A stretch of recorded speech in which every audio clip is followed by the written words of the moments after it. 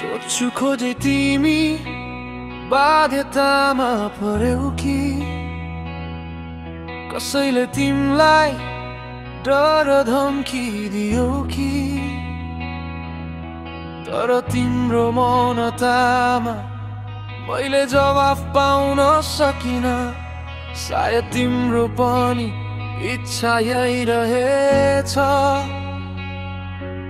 म पो फाल्तु रहेछु भनेर आफै तिम्रो जीवनबाट टाढिए। अझै पनि समय दिएकै थिए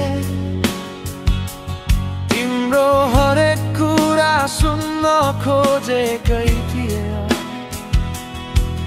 तर लाख कोसिस गर्दा पनि उसको बारेमा कुनै राज भन्न चाहेनौ।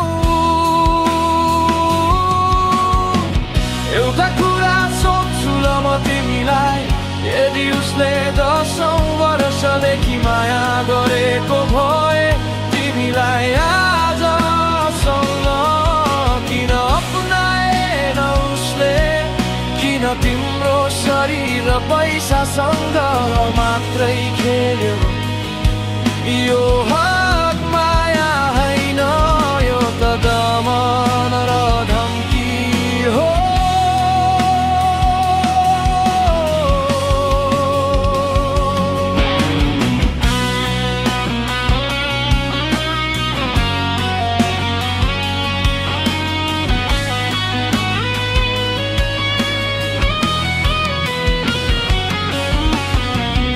अस्ति पनि 6 महिनासम्म तिम्रो वास्ता गरेन उसले।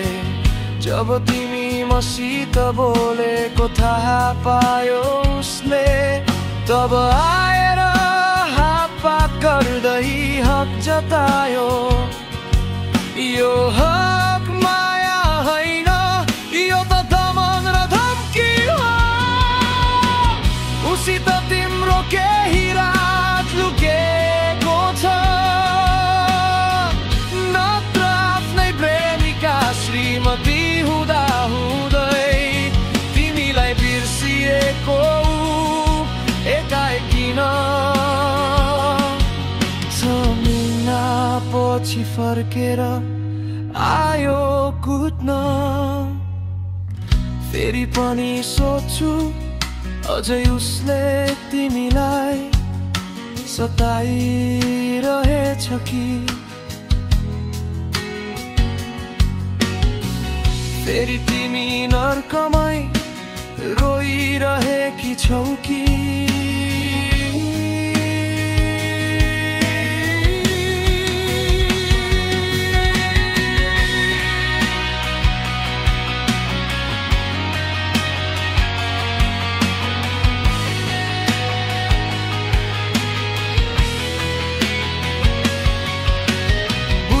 खोजे धेरै मैले, अझै पनि बुझ्न चाहन्छु।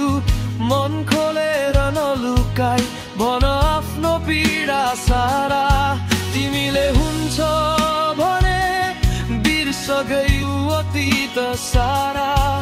तिमी सुन्दै नयाँ जिन्दगी जिउन चाहन्छु।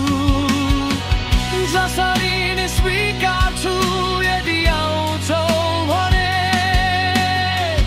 हर दुःख पीडामा म सधैँ साथ दिनेछु।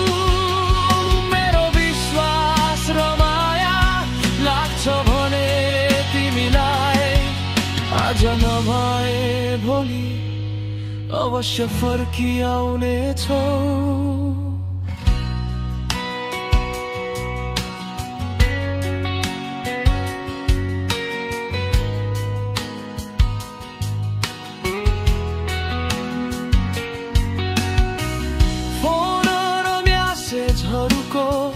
हुनेछ पर्खाइ तिम्रो संकोच सधैँ मानी हुन्छ मलाई सम्झिँदा।